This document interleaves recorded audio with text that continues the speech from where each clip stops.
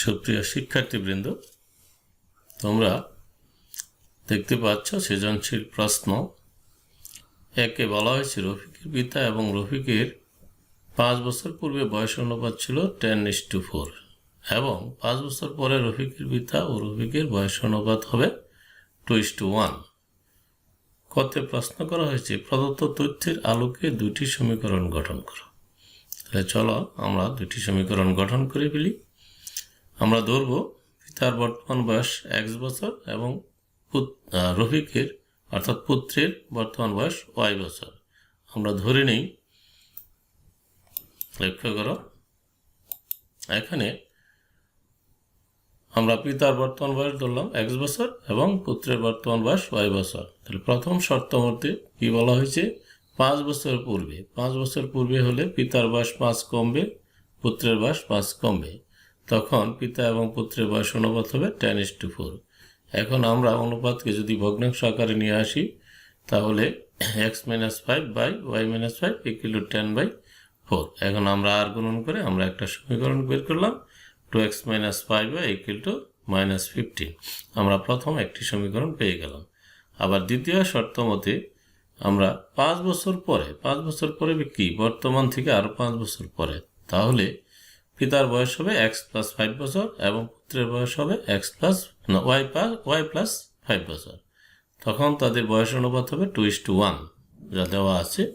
এখন একে আমরা ভগ্নাংশ আকারে এনে যদি ক্যালকুলেশন করি আর গণন করে তাহলে দাঁড়ায় কি x - 2y = 5। আমরা এই দুইটি সমীকরণ পেয়ে গেলাম। তাহলে আমাদের কয়ের যা চাওয়া হয়েছিল সেই অনুযায়ী দুইটি সমীকরণ আমাদের গঠিত হলো। এবার চলো আমরা ক্ষয়ের সমাধান করি। খ নং প্রশ্নে বলা হয়েছে প্রতিস্থাপন পদ্ধতি ব্যবহার করে তাদের দুইজনের বর্তমান বয়স নির্ণয় করা।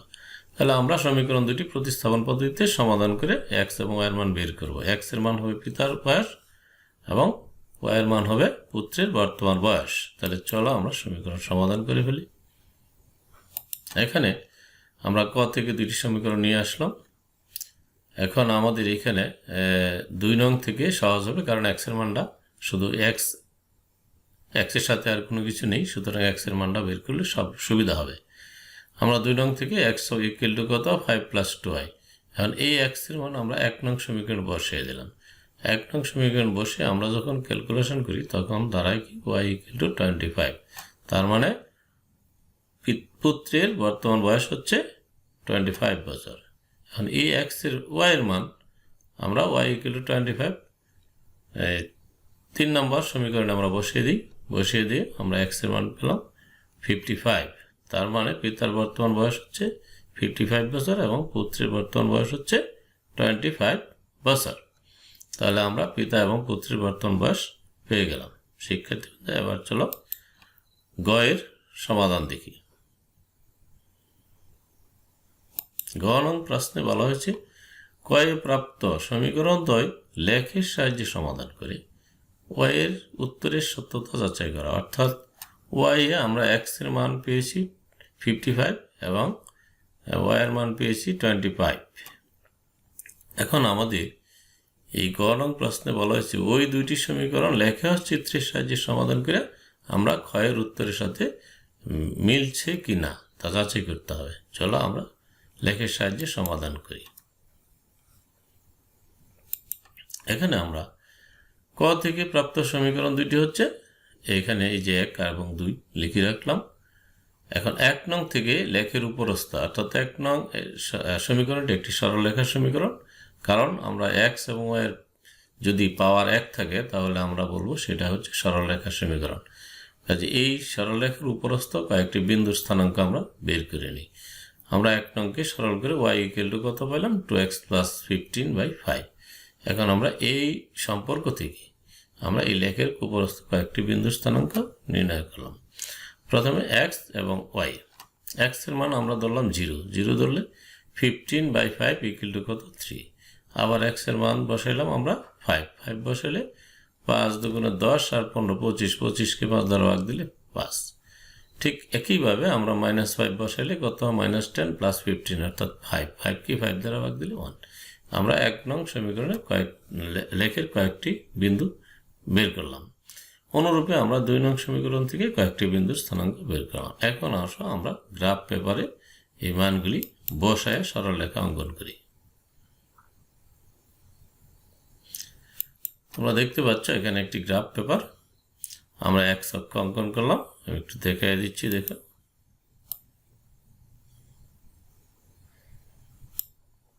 আমরা প্রথমে x অক্ষ অঙ্কন করলাম, এই যে দেখো এটা হচ্ছে x অক্ষ। আবার এইভাবে আমরা y অক্ষ অঙ্কন করলাম, এই যে এইভাবে y অক্ষ অঙ্কন করলাম। এইটা হচ্ছে মূল বিন্দু। এখন আমরা এই প্রত্যেক অর্থাৎ উভয় অক্ষ বরাবর x অক্ষ এবং y অক্ষ বরাবর আমরা ক্ষুদ্রতম বর্গের এক ঘরের দৈর্ঘ্যকে একক ধরে বিন্দুগুলি স্থাপন করলাম। প্রথম বিন্দুটা ছিল আমাদের 0,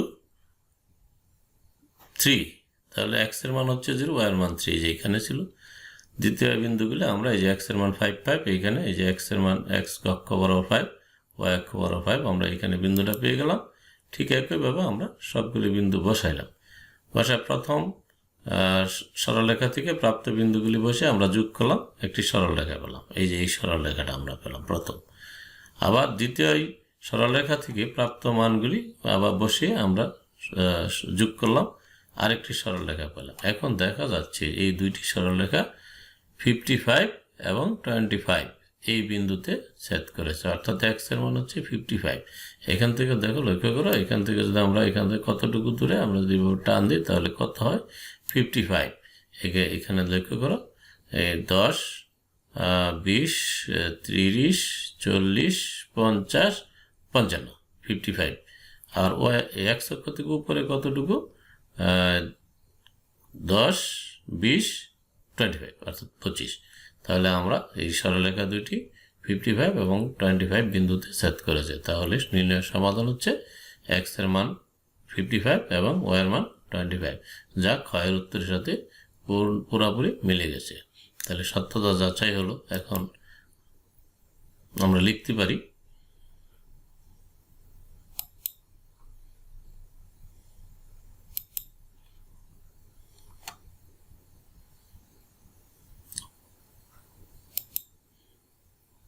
শিক্ষার্থীবৃন্দ, এবার চলো আমরা লিখে নিই।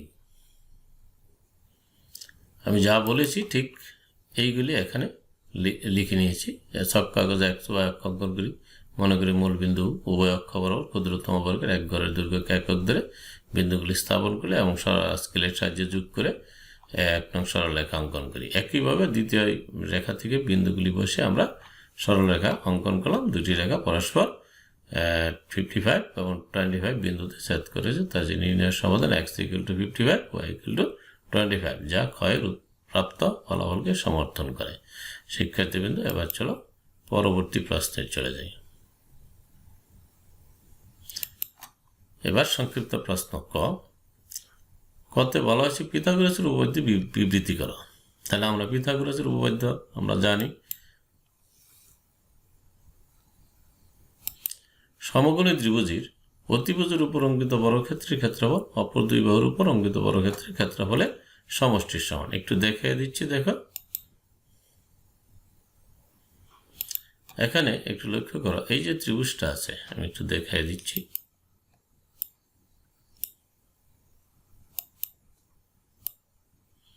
এই যে ত্রিভুজটা তোমরা দেখতে পাচ্ছ, এটা হচ্ছে সমকোণী ত্রিভুজ, যার এই কোণটা হচ্ছে সমকোণ। এখন এই বাহুটা হচ্ছে অতিভুজ। তার অতিভুজের উপরে যে একটি বর্গক্ষেত্র অঙ্কন করলাম, আবার অপর দুই বাহুর উপর দুইটি বর্গক্ষেত্র অঙ্কন করলাম।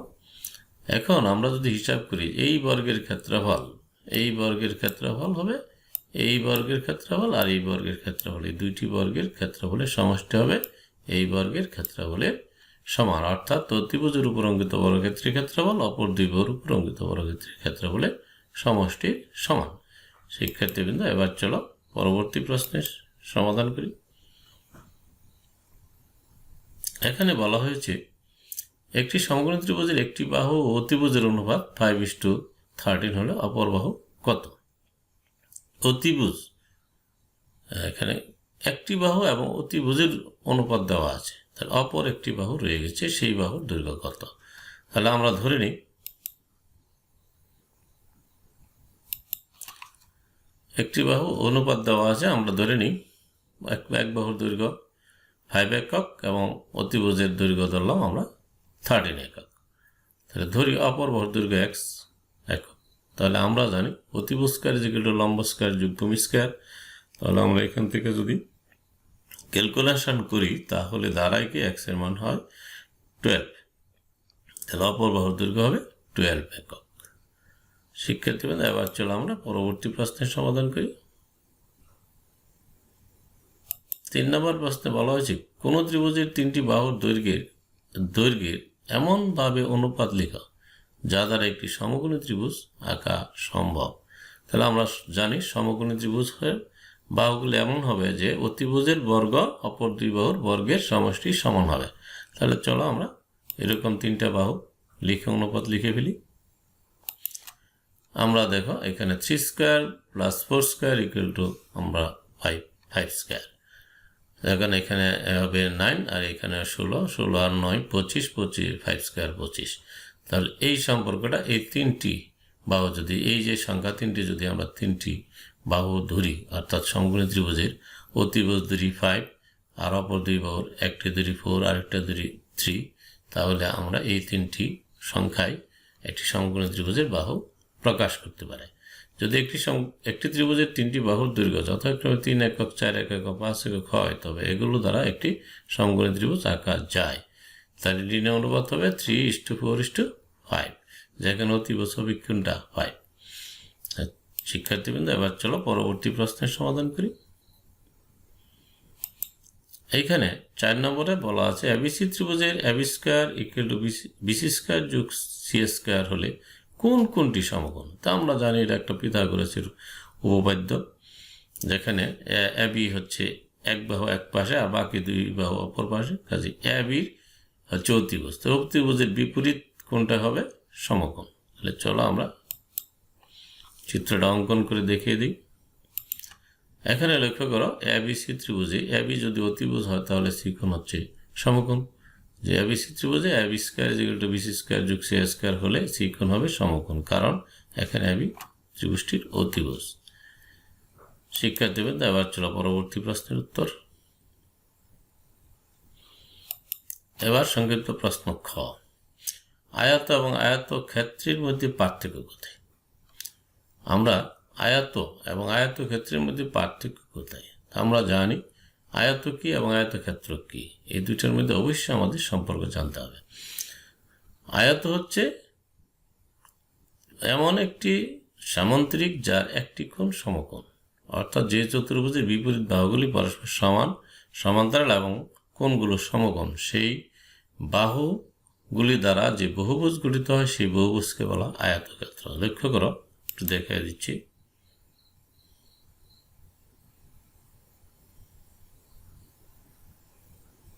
এখানে আমরা জানি আয়ত কি, যে সামান্তরিকের একটি কোণ সমকোণ তাকে বলা আয়ত। কোন আয়ত দ্বারা আবদ্ধ ক্ষেত্রকে বলা আয়ত ক্ষেত্র। এখন এই যে দেখো এখানে চিত্রে এই যে বহুভুজটা হচ্ছে, এটা হচ্ছে একটা আয়তক্ষেত্র, প্রত্যেকটা কোণ এখানে সমকোণ, প্রত্যেক বিপরীত বাহুগুলি পরস্পর সমান এবং সমান্তরাল। এই বাহু দ্বারা যে বহুভুজটা গঠিত হলো সেই বহুভুজটা হলো আয়ত। কিন্তু এই বাহুগুলি এই বহুভুজ দ্বারা যে আবদ্ধ ক্ষেত্র, সেই আবদ্ধ ক্ষেত্রটাকে হচ্ছে কি আয়তক্ষেত্র। দেখো আমি দাগাঙ্কিত করছি, এই যে এইটুকু হচ্ছে আয়তক্ষেত্র। আর বাহু দ্বারা সীমাবদ্ধ যে চিত্র, বহুভুজের যে চিত্রটা হলো সেই চিত্রটা হচ্ছে আয়ত, এবং এই আয়ত দ্বারা আবদ্ধ ক্ষেত্রকে বলা আয়তক্ষেত্র। এই হচ্ছে পার্থক্য। শিখেছে। এবার চলো দ্বিতীয় প্রশ্নের সমাধান করি। দ্বিতীয় প্রশ্নে বলা হয়েছে ট্রাপিজিয়ামের ক্ষেত্রফল নিয়ে সূত্রটি লেখা। আমরা সরাসরি সূত্রটা লিখতে পারি, কিন্তু তাও আমি তোমাদেরকে দেখিয়ে দিচ্ছি। আমরা জানি ট্রাপিজিয়াম কি, যে চতুর্ভুজের দুইটি বাহু সমান্তরাল কিন্তু অপর দুইটি বাহু অসমান্তরাল তাকে বলা ট্রাপিজিয়াম। এখানে এই যে একটা ট্রাপিজিয়ামের চিত্র অঙ্কন করেছি, এখানে একটি বাহুর দৈর্ঘ্য ধরলাম, সমান্তরাল বাহু দুটির দৈর্ঘ্য এ এবং আরেকটার দৈর্ঘ্য ধরলাম বি, আর এই সমান্তরাল বাহু দুটির মধ্যবর্তী দূরত্ব হচ্ছে এইচ। আমরা জানি ট্রাপিজিয়ামের ক্ষেত্রফল কি হাফ ইন্টু সমান্তরাল বাহুদের যোগফল ইন্টু তাদের মধ্যবর্তী লম্ব দূরত্ব। তাহলে এখানে এই ট্রাপিজিয়ামের ক্ষেত্রফল হবে half into A plus B into H, half into A plus B into H বর্গ একক। এবার চলো আমরা পরবর্তী প্রশ্নের সমাধান করি।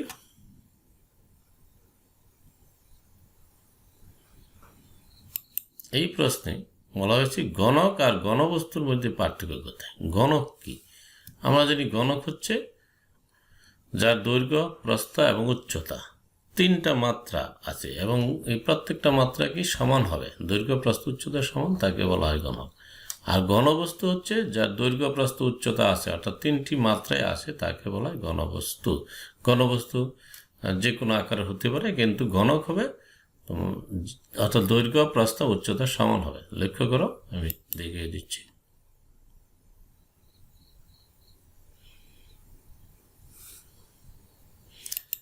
এখানে আমরা গণকের সংজ্ঞা লিখেছি, যে আয়তাকার ঘনবস্তু দৈর্ঘ্য, প্রস্থ, উচ্চতা সমান, অর্থাৎ প্রত্যেক দ্বার সমান, তাকে বলা হয় গণক।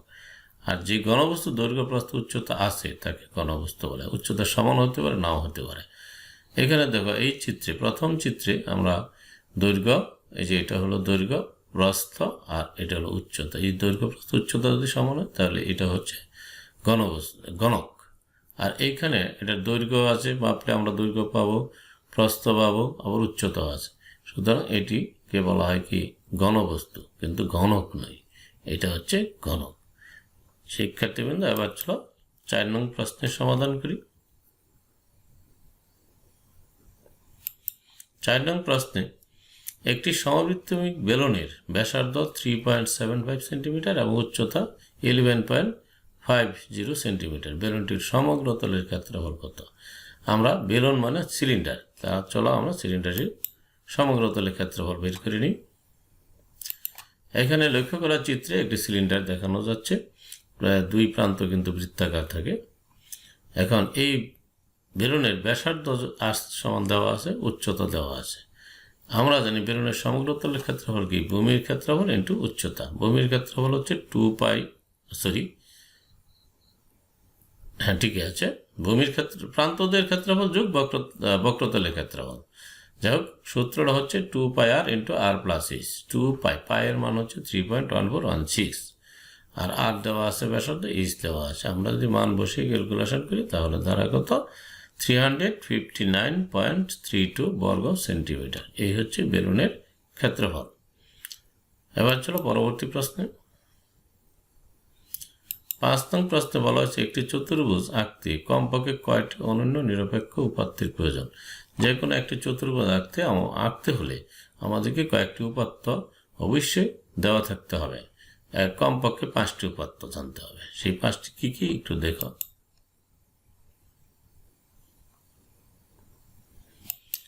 এখানে দেখো 5টি উপাত্ত জানতে হবে। সেই 5টি কি কি? 4টি বাহু ও একটি কোণ যদি দেওয়া থাকে তাহলে চতুর্ভুজটি আঁকা যাবে, অথবা 4টি বাহু এবং একটি কর্ণ যদি দেওয়া থাকে তাহলে চতুর্ভুজটি আঁকা যাবে। 3টি বাহু ও 2টি কর্ণ যদি দেওয়া থাকে তাহলেও চতুর্ভুজটি আঁকা যাবে। 3টি বাহু ও এদের অন্তর্ভুক্ত কোণ যদি দেওয়া থাকে তাহলেও চতুর্ভুজটি আঁকা সম্ভব। আর 2টি বাহু ও 3টি কোণ যদি দেওয়া থাকে তাহলেও চতুর্ভুজটি আঁকা সম্ভব। এই উপাত্তগুলির যে কোনো একটি, অর্থাৎ প্রত্যেক ক্ষেত্রে কিন্তু 5টি করে আছে, দেখো 5টি করে আছে, প্রত্যেক ক্ষেত্রে 5টি। তাহলে আমাদের বলা যায় নির্দিষ্ট চতুর্ভুজ আঁকার জন্য নিম্নের যে কোনো 5টি স্বতন্ত্র উপাত্ত প্রয়োজন, অর্থাৎ 5টি উপাত্ত আমাদের জানা থাকতে হবে। শিক্ষার্থীবৃন্দ, এবার চলো পরবর্তী প্রশ্নের সমাধান করি। 6 নম্বরে বলা হয়েছে যে কোনো সরলরেখা একটি বৃত্তকে সর্বাধিক কয়টি বিন্দুতে ছেদ করতে পারে। একটা বৃত্তকে একটি সরলরেখা সর্বাধিক 2টি বিন্দুতে ছেদ করতে পারে, 2 এর অধিক বিন্দুতে পারবে না। লক্ষ্য করো, এখানে এই যে একটি বৃত্ত অঙ্কন করা হলো, এখন কয়েকটি সরলরেখা অঙ্কন করছে। এই যে এই সরলরেখাটি বৃত্তকে মাত্র একটি বিন্দুতে স্পর্শ করছে, আর বাকি 2টি সরলরেখা প্রত্যেকটি কিন্তু 2টি বিন্দুতে ছেদ করতে পারছে, 2 এর অধিক বিন্দুতে ছেদ করতে পারবে না। এমনকি যদি এটা বাহির দেওয়া যাইতে পারে, জায়গায় ছেদ করবে না, আর যদি করাতে তাহলে হয়তো একটি বিন্দুতে ছেদ করতে পারে অথবা দুইটি বিন্দুতে ছেদ করতে পারে। তাহলে আমাদের চাওয়া হয়েছে সর্বাধিক কয়টি বিন্দুতে, তাহলে আমরা বলতে পারি সর্বাধিক দুইটি বিন্দুতে ছেদ করতে পারে। শিক্ষার্থীদের এবার চলো পরবর্তী প্রশ্ন। 7 নং প্রশ্নে একটি চাকার ব্যাসার্ধ 34 সেন্টিমিটার হলে চাকাটি একবার ঘুরলে কত সেন্টিমিটার দূরত্ব অতিক্রম করবে। তা আমরা জানি যে একটি চাকা পরিধি যত ততটুকু দূরত্ব অতিক্রম করবে এক পাক ঘুরলে। তাহলে দেখো আমি চাকায় অঙ্কন করে দেখিয়ে দিচ্ছি। এখানে লক্ষ্য করা যে একটি চাকা, এইটা যদি আমরা একটু দেখি, এই যে লক্ষ্য করো এই চাকাটি যদি আমরা মনে করি যে এই বিন্দু থেকে যাত্রা শুরু করলো এবং এই সম্পূর্ণটা যদি এক পাক ঘুরে সামনে আসে, তাহলে আমরা কতটুকু দূরত্ব যেতে পারবো। এই চাকাটার পরিধি যতটুকু, এই পরিধিটাই হচ্ছে এক পাক ঘুরলে কতটুকু যাওয়া যাবে। তাহলে আমরা চাকার পরিধি বের করে নিই। আমার চাকার ব্যাসার্ধ দেওয়া আছে, চাকার পরিধি কি 2 পাই আর, তাহলে 2 পাই আর হিসাব করলে আমরা কত 21.363 সেন্টিমিটার, অর্থাৎ চাকার পরিধি হচ্ছে এত, কাজেই এতটুকু অর্থাৎ 21.363 সেন্টিমিটার দূরত্ব যাওয়া যাবে এক পাক ঘুরলে। শিক্ষার্থীবৃন্দ এবার চলো পরবর্তী প্রশ্নে। সৃজনশীল প্রশ্ন 3 একে বলা হয় কোনো বর্গের পরিসীমা 12 সেন্টিমিটার ও একটি আয়তের বাহুর দৈর্ঘ্য 2 সেন্টিমিটার। এটা হলো উদ্দীপক। এখন প্রথম প্রশ্ন হলো চিত্রসহ ঘুড়ির সংজ্ঞা লেখা। আমরা জানি ঘুড়ি কি, যে চতুর্ভুজের 2 জোড়া বাহু সমান তাকে বলা হয় কি ঘুড়ি। দেখো আমরা ঘুড়িটা সংজ্ঞা এবং চিত্র দেখিয়ে দিচ্ছি।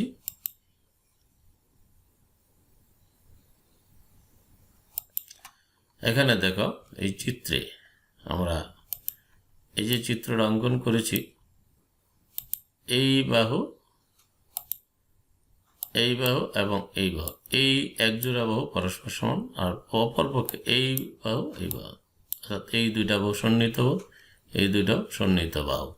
কাজে যে চতুর্ভুজের 2 জোড়া সন্নিহিত বাহু পরস্পর সমান তাকে বলা হয় ঘুড়ি। তাহলে এই চিত্রটা হচ্ছে ঘুড়ির চিত্র। এবার চলো আমরা খতে কি প্রশ্ন করা হয়েছে লক্ষ্য করি। খতে অঙ্কনে বিবরণ সহ উদ্দীপকের আলোকে বর্গটি আঁকা। এখানে বর্গ ক্ষেত্র অঙ্কন করতে হবে। কোনো বর্গের পরিসীমা দেওয়া আছে 12 সেন্টিমিটার, একটি আয়তের বাহুর দৈর্ঘ্য 2 সেন্টিমিটার। এখন বর্গ অঙ্কন করতে হবে, বর্গের পরিসীমা দেওয়া আছে। আমরা জানি বর্গের 4 বাহু সমান থাকে, কাজে আমরা এই 12কে যদি 4 দ্বারা ভাগ করি তাহলে আমরা এক বাহুর দৈর্ঘ্য পেয়ে যাব এবং সেই বাহুকে ধরে আমরা একটি বর্গক্ষেত্র অঙ্কন করব। লক্ষ্য করো বর্গের পরিসীমা দেওয়া আছে 12 সেন্টিমিটার, তাহলে বর্গের এক বাহুর দৈর্ঘ্য হলো 3 সেন্টিমিটার। তাহলে বর্গটি আঁকতে হবে। এখন আমরা চলো বর্গটি অঙ্কন করব কিভাবে। এখানে লক্ষ্য করো আমরা বর্গটি অঙ্কন করলাম। আমরা বর্গের একটি বাহুর দৈর্ঘ্য পেলাম 3 সেন্টিমিটার। আমরা একটি রেখাংশ অঙ্কন করলাম যার দৈর্ঘ্য 3 সেন্টিমিটার। এখন আমরা এই যে 3 সেন্টিমিটার একটা বাহুর রেখাংশ নিলাম যাকে ধরলাম এ। এখন আমরা অঙ্কন করতে হবে। অঙ্কন করলে প্রথমে আমরা যে কোনো সরল রেখা বি অঙ্কন করি। বি বিন্দুতে বি থেকে আমরা এ সমান করে বিসি অংশ কেটে নিই। বি বিন্দুতে বিএম লম্ব অঙ্কন করলাম। এখন বিএম থেকে আবার এ সমান করে এবি অংশ কেটে নিই। এ ও সিকে কেন্দ্র করে এ সমান ব্যাসার্ধ নিয়ে এ বি সি কোন অভ্যন্তরে 2টি বৃত্তচাপ অঙ্কন করলাম। এখন এডি ও সিডি যোগ করলাম, তাহলে এ বি সিডি হচ্ছে উদ্দিষ্ট বর্গ। তো এই যে কথাটুকু বললাম সেটুকু আমাদের অঙ্কনে লিখতে হবে। চলো আমরা পরবর্তী অংশে চলে যাই। এখানে আমরা অঙ্কনে বিবরণ লিখেছি, যে কথাটি বলেছি সেইগুলি আমরা শুধু ভাগে ভাগে লিখে নিলাম। এবার চলো আমরা পরবর্তী প্রশ্নে চলে যাই।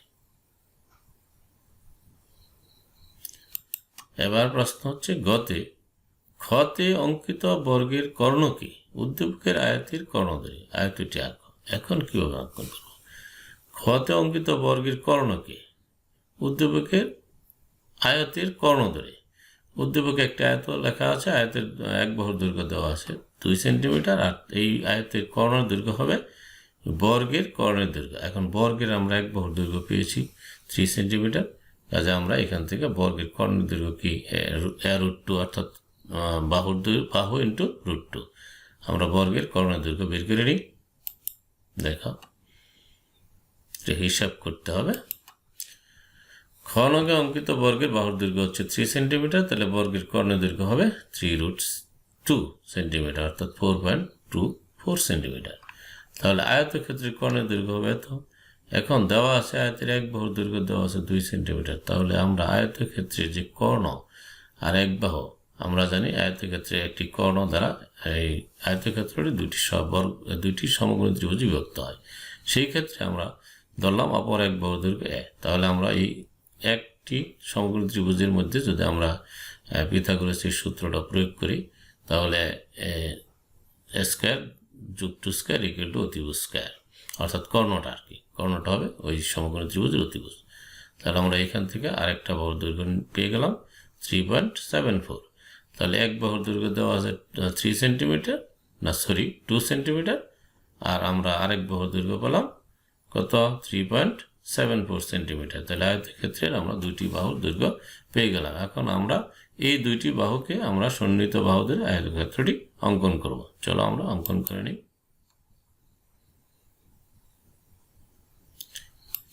এখানে ধরো প্রথম আমরা একটি বাহুর দৈর্ঘ্য ধরলাম এ, আরেকটা ধরছি বি। এখন আমরা এ এবং বি দুইটি বাহু ওই মাপ অনুযায়ী অঙ্কন করলাম। এখন আমরা আয়তক্ষেত্রটি অঙ্কন করব। কীভাবে অঙ্কন করব? যে কোনো সরলরেখা এই থেকে আমরা এর সমান করে এ বি অংশ নিই। এ বিন্দুতে এ বির উপর এম লম্ব টানলাম। এম থেকে আমরা বি এর সমান করে এডি অংশ নিই। এখন বি ও ডিকে কেন্দ্র করে যথাক্রমে বি ও এর সমান ব্যাসার্ধ নিয়ে যদি বি এ ডি কোনো অভ্যন্তরে দুটি বৃত্তচাপ অঙ্কন করি, তাহলে তারা ধরি সি বিন্দুতে ছেদ করেছে। এখন আমরা সিডি এবং বিসি যোগ করি, তাহলে এ বি সি ডি হবে উদ্দিষ্ট আয়তক্ষেত্র। এবার অঙ্কনের বিবরণ আমরা লিখে নিই। আমি যা বলেছি দেখো, যে কোনো রশ্মি এ থেকে এ সমান এ বি নিই। এ বিন্দুতে এম লম্ব এ বি অঙ্কন করি। এম থেকে এডি সমান বি নিই। বিও ডি বিন্দুকে কেন্দ্র করে যথাক্রমে বিও বিন্দু। এই ছিল আজকের তোমাদের প্রশ্ন এবং সবগুলি প্রশ্ন উত্তর আমি করে দিয়েছি। আশা করি ভালোভাবে তোমরা এগুলি শিখে নেবে। আজকে আর নয়, খুদা হাফেজ।